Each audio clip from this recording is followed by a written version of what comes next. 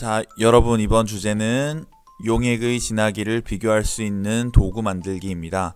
우리 용액의 진하기에 따라서 어떤 물체를 집어넣었을 때 용액에 뜨는 정도가 달랐죠.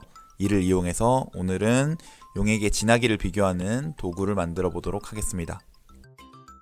자, 여러분들 첫 부분인 교과서 88페이지를 보도록 하겠습니다. 자, 왼쪽 그림을 보면 진하기가 다른 설탕물 3개가 놓여 있는데 겉으로 봤을 때는 큰 차이가 없어 보입니다. 즉 겉보기 성질은 거의 비슷한 경우입니다. 만약 이 세 설탕물을 맛을 보지 않고 진하기를 비교하려고 하려면 어떻게 해야 될까요? 글을 한번 읽어봅시다.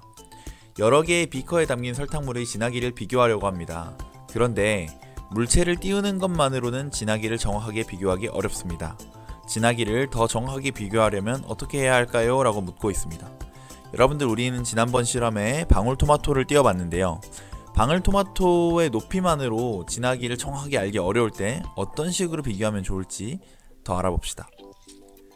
아랫부분을 볼까요? 우리는 용액의 진하기를 비교하는 다양한 도구를 살펴보고 플라스틱 스포이트를 이용해 새로운 도구를 만들기로 했습니다.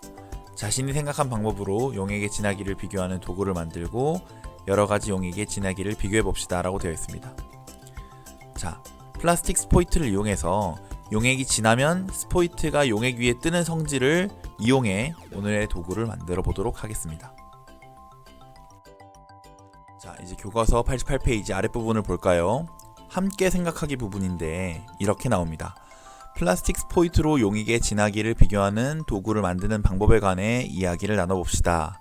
어떻게 하면 용액의 진하기를 쉽고 정확하게 비교할 수 있을까요? 라고 되어 있습니다.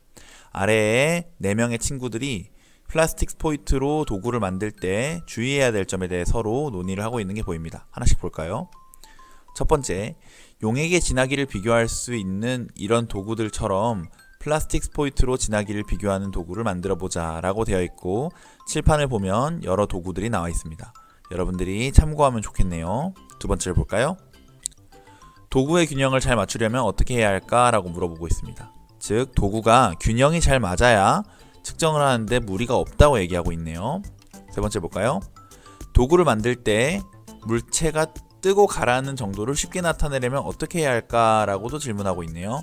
여러분, 뜨고 가라앉는 정도를 잘 비교하려면 어떤 것들을 추가하면 좋을까요? 그리고 마지막입니다. 도구의 적당한 무게와 모양도 생각해보자 라고 되어 있습니다. 무게도 적당해야 되고 모양도 측정하기 좋아야 할 것 같습니다. 이 친구들의 의견을 모으면 선생님 생각하기에 이렇게 요약될 것 같습니다. 3가지 정도를 고려해 만들어야 될 것 같은데요. 첫 번째는 도구의 균형, 두 번째는 도구의 무게와 모양, 그리고 마지막으로 뜨고 가라앉는 정도를 잘 표시해서 얼마나 뜨고 얼마나 가라앉았는지를 보면 좋을 것 같습니다.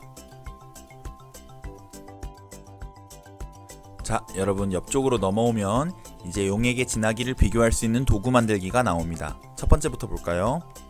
첫 번째, 용액의 진하기를 비교하기에 적당한 모양으로 플라스틱 스포이트를 잘라줍니다. 제가 표시한 그림에 보이죠? 두 번째 볼까요? 진하기가 서로 다른 용액에서 플라스틱 스포이트가 뜨거나 가라앉는 정도를 쉽게 비교하기 위해서 일정한 간격으로 눈금을 표시합니다 라고 되어 있네요. 자, 여러분들 사진을 보면 얼만큼씩 눈금을 표시하고 있나요? 그렇습니다. 0.5cm씩 일정하게 눈금을 표시해서 스포이트가 뜨거나 가라앉는 정도를 비교하고 있습니다. 자, 여러분들 스포이트가 많이 잠기게 되면 어떤 용액일까요? 그렇습니다. 많이 가라앉게 되면 연한 용액일 것이고 스포이트가 많이 뜨게 되면 진한 용액일 것이죠. 자, 세 번째로 넘어가 보겠습니다. 세 번째, 플라스틱 스포이트의 무게와 균형을 맞추기에 적당한 재료를 찾아 진하기를 비교하는 도구를 완성합시다 라고 되어 있네요. 세 번째에 보면 지금 이 사진에서는 스포이트 안쪽에 쇠구슬을 넣어서 만들고 있다는 걸 알 수 있습니다. 그리고 마지막, 모둠에서 만든 도구로 진하기가 다른 여러가지 용액의 진하기를 비교해 봅시다 라고 되어 있네요. 4번을 여러분이 직접 하기는 어렵겠지만 동영상에서 제가 직접 실험을 해보도록 하겠습니다. 자, 여러분 실험 관찰 45쪽으로 넘어왔습니다. 실험 관찰 45쪽에서는 방금 봤던 순서에 맞게 도구를 제작할 때 어떻게 계획을 세울 것인지 스스로 그림과 글로 나타내 보게 되어 있습니다. 읽어볼까요? 모둠별로 플라스틱 스포이트를 이용하여 용액의 진하기를 비교하는 도구를 만들 때 고려해야 할 점을 생각해보고 사용할 재료와 모양, 무게를 정해 그림과 글로 나타내 봅시다 라고 되어 있습니다. 자, 선생님은 스포이트를 자른 부분 안에 지금 쇠구슬을 넣어서 제작할 계획이고요. 이 부분에는 네임펜과 자로 일정하게 눈금을 표시해 진하기를 비교할 계획입니다. 필요한 준비물은 스포이트, 쇠구슬, 네임펜, 자가 있습니다. 자, 교과서 89쪽 마지막 부분을 보고 정리해 보도록 하겠습니다. 용액의 진하기를 쉽고 정확하게 비교하려면 어떻게 해야 할까요? 우리 모둠과 다른 모둠이 만든 도구를 비교해보고 보완할 점을 찾아 고쳐봅시다 라고 되어 있습니다.